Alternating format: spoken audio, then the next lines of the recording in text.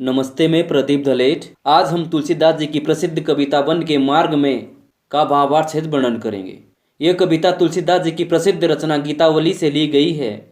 गीतावली तुलसीदास जी की प्रसिद्ध रचना है। यह रचना ब्रज भाषा में लिखी गई है और यह कविता सबेया छंद में लिखी गई है। तुलसीदास जी का जन्म सन 1532 ईस्वी में उत्तर प्रदेश के वांदा जिले के राजापुर नामक गांव में हुआ था। उनका जीवन बहुत संघर्षपूर्ण था। बचपन में ही उनका माता पिता से बिछोह हो गया था। गुरु कृपा से उनको राम भक्ति का मार्ग मिला और उन्होंने रामचरितमानस जैसे प्रसिद्ध महाकाव्य की रचना की। सन 1623 ईस्वी पूर्व में काशी में उनका देहांत हो गया। तुलसीदास जी की प्रमुख रचनाएं हैं जैसे रामचरितमानस, कवितावली, गीतावली, दोहावली, कृष्ण गीतावली, विनय पत्रिका आदि। आज जो हम कविता पढ़ने जा रहे हैं इसमें तुलसीदास जी ने श्री राम, लक्ष्मण और सीता का वन के मार्ग में आने वाली कठिनाइयों का वर्णन किया है। जब श्री राम को पता चला कि उन्हें 14 वर्ष का वनवास मिला है तो वो अपने पिता के पास गए और 14 वर्ष का वनवास काटने के लिए अपने पिता से आज्ञा मांगी और वन की ओर चल पड़े।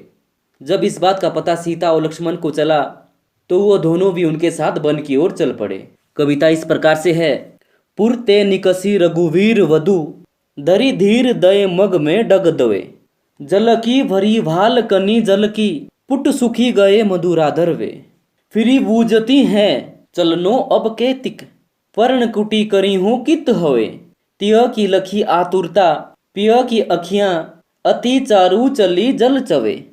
पंक्तियों में आए कुछ अपरिचित शब्द देख लेते हैं जैसे पुर नगर, निकसी निकलना, रघुवीर वधु श्री राम की पत्नी, धरी धारण करना, धीर धैर्य, मग रास्ता, डग कदम, दवे दो, भाल मस्तक, कनी बूंदे, मधुराधर मधुर ओठ, बूझती पूछना, केतिक कितना, पर्णकुटी पत्तों की कुटिया, तिय पत्नी, लखी देखना, आतुरता व्याकुलता, पिय पति, चारु सुंदर, चवे बहना। व्याख्या इस प्रकार से है। पुरते निकसी रघुवीर वधु, धरी धीर दय मग में डग दवे। जब श्री राम की पत्नी नगर से निकल करके वन के मार्ग में चलने लगी तो उन्होंने बहुत ही धैर्य धारण करके रास्ते में कदम आगे बढ़ाए। अभी वो 2 कदम ही चली थी कि उनके माथे पर पसीने की बूंदें स्पष्ट रूप से दिखाई देने लगी। पुट सुखी गए मधुराधर वे, और उनके मधुर ओठ भी सूखने लगे। फिर ही बूझती है। फिर उन्होंने अपने पति अर्थात श्री राम जी से पूछा, चलनो अब के तिक, कि अब और कितना चलना है। पर्ण कुटी करी हूँ कित हवे, और पत्तों की कुटिया कहाँ बनानी है। तिय की लखी आतुरता, पिय की आँखियाँ अति चारू चली जल चवे। तुलसीदास जी कहते हैं कि श्री रामचंद्र जी ने जब अपनी पत्नी की व्याकुलता को देखा, श्री राम की सुंदर आंखों से आंसू बहने लगे। आगे तुलसीदास जी लिखते हैं, जल को गए लखनऊ, हैं लरिका परीखो, पिए छहा गरीक हवे ठाड़े। पहुँची पसेऊ व्यारी करूं, अरु पाए पखारी हूँ भू भूरी डाड़े। तुलसी रघुवीर प्रियाश्रम जानिके, बैठी विलंब लो कंटक गाड़े। जानकी नहा को नेह लख्यो, पुलको तनु बारी बिलोचन बाड़े। पंक्तियों में आए कुछ अपरिचित शब्द देख लेते हैं जैसे लखनऊ लक्ष्मण, परीखों प्रतीक्षा, पिए पति, घरिक कुछ समय, ठाड़े खड़ा होना, पसेहू पसीना, बयारी हवा, पखारी हूँ धोना, भू भूरी गरम रेत, प्रियाश्रम पत्नी की थकावट, विलंब देर तक, कंटक कांटे, जानकी सीता, नह पति, नेह प्रेम, लख्यो देखना, पुलको प्रसन्न, तनु शरीर, बिलोचन आंखें।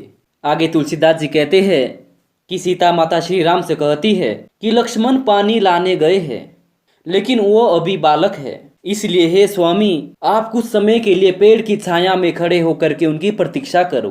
पहुंची पसेऊ ब्यारी करो, तब तक मैं आपका पसीना पोंछ करके हवा करती हूँ और आपके पाँव में जो यह गर्म रेत लगी है मैं इसे धो लेती हूँ।